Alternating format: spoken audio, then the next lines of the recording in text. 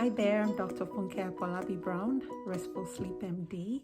So this episode is for those new moms out there. And if you've ever been told that holding your baby to sleep is a bad habit, I'm just here to let you know that that is not correct. Holding your baby to sleep within the first 3 months of age is not going to spoil them to the point where you need to be rocking them to sleep when they're going to kindergarten. And that's just the reassurance I want to provide you. And the reason why is that in the first 3 months of life, our newborns are sleeping anywhere from 14 to 17 hours a day. And so essentially they're sleeping round the clock pretty much, and in between waking up to feed, as well as, get changed, maybe if you're lucky, brief moments of interacting with you. And so during that time, what's going on is they're having a very dramatic period of rapid brain development as well as growth. And so they really do need sleep in order to perform these functions. And so especially as a mom, you've gone through so much with childbirth, with the pregnancy, and now in the postpartum period. The emphasis is going to be on your mental health as a mom, as well as just making sure that your baby is safe, is growing, is thriving, and is getting the sleep they need. Now, melatonin production, which is really helps control some of those circadian functions, which is that internal clock that everyone has, is really not established fully in newborns. So they do not know the difference between daytime and nighttime. And so really trying to sleep train them or enforce a certain set sleep schedule really can be frustrating. They have no clue what's going on. And so really that's why we do not recommend trying to sleep train or get your child to self-soothe and things like that until they're about 3 to 4 months of age, which would be more developmentally appropriate. So within those first 3 months, what should you do? If you can't sleep train them, you want to hold them a little bit, what else can you do to make sure that you start to promote good sleep habits that would then ensure that they are able to become independent sleepers down the line? The first I would say is ensuring that you still introduce good sleep habits. So how can you ensure that your newborn is set for good sleep later in life?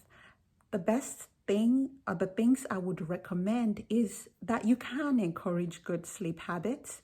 You can encourage and you can promote good sleep habits, making sure that you have some kind of routine in place where they're changed, they're fed, they're put to sleep. And I would also say that promoting safe sleep is really important during this time. And safe sleep is having your child. Safe sleep is making sure that your baby is put alone on their backs in a crib or bassinet. That's really important. And they can have that, you can have that bassinet either in the same room as you or in their own room, whatever works for your family. Usually within those first 3 months, it's actually recommended that they stay in the same room as you. That way it's going to make feeding easy. It's going to make, reaching out to make sure that you feed them much easier. Holding your baby again is not a bad thing. It's not a bad habit for them to fall asleep. The important thing I would say in that regard is make sure that you yourself are awake.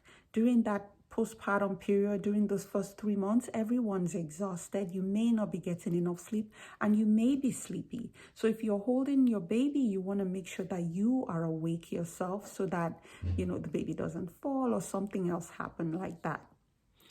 Now, by the time they're about 3 to 4 months, their sleep is going to start to get more consolidated.